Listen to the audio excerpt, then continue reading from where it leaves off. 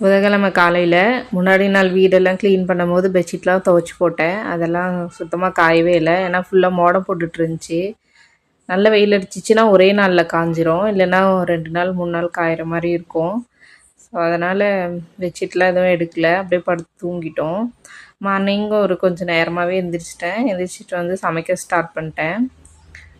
என்ன சமைக்கலான்னு யோசிச்சப்போ சரி, முன்னாடி நாள் வச்ச கத்திரிக்காய் குழம்பு இருந்துச்சு. அதை வந்து எங்களுக்கு வச்சுக்கிட்டு தம்பிக்கு மட்டும் சும்மா சாப்பாடு வறுத்து கொடுத்துடலாம், வெங்காயம் மட்டும் போட்டு அப்படின்னு சொல்லி தான் யோசிச்சு வச்சுருந்தேன். ஸோ அதுக்கு தகுந்த மாதிரி காயை வந்து இந்த காம்பை மட்டும் கிள்ளிட்டு முழுசாக அவரைக்காய் போடுவோம். இது வந்து எங்கள் மாமியார் வீட்டு சைடு செய்வாங்க.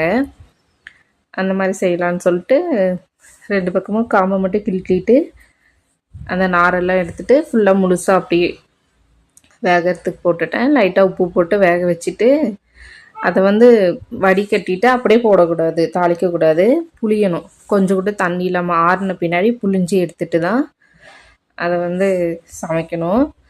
அதிலே லைட்டாக மிளகாத்தூள், மல்லித்தூள், உப்பு இது மட்டும் அதுக்கு தாளிக்கிறதுக்கு போதுமானது. ஏன்னா வேறு ஏதாச்சும் தூள் போட்டிங்கன்னா டேஸ்ட்டு மாறி போயிடும், நல்லா இருக்காது.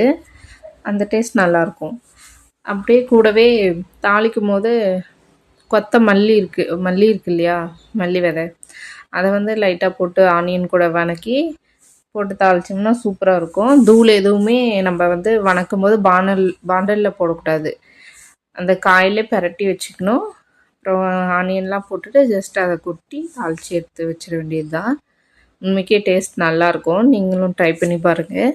தம்பிக்கும் அப்படியே சாப்பாடு வறுத்து கொடுத்துட்டேன். எடுத்து அவனுக்கு சாப்பாடுக்கு பேக்லாம் பண்ணிவிட்டு ஸ்நாக்ஸுக்கு வந்து மேங்கோ கேட்டிருந்தான். ஸோ அவனுக்கு அதை வச்சு கொடுத்துட்டு குழம்பு சாப்பாடு ஊட்டுன்னு சொன்னான்.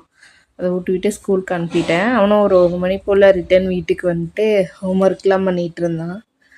ஏபிசிடியில் இப்போ சார் வந்து கேஎல் அதுதான் எழுதிட்டுருக்கிறாரு.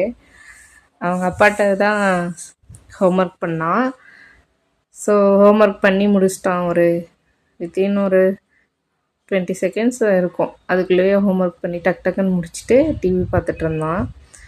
சீக்கிரம் ஹோம்ஒர்க் முடிச்சிட்டான் இல்லையா, ஸோ அது பாராட்டும் விதமாக அவங்க அப்பா டிவி இன்றைக்கி பாருன்னு சொல்லி போட்டுவிட்டாரு. அவனும் பார்த்துட்டு இருந்தான் ஜாலியாக. நானும் ஈவினிங் போல் துணிலாம் கொஞ்சம் காஞ்சிச்சு மடித்து வச்சுட்டு அவன் கொயக்க கேட்டான்னு கட் பண்ணால் உள்ளே ஃபுல்லாக கெட்டு போச்சு. மேலே ஒரு இப்படி உள்ளே கெட்டு போனதுக்கான ஒரு அடையாளமும் தெரியல, அந்தளவுக்கு மேலே நல்லா இருந்துச்சு.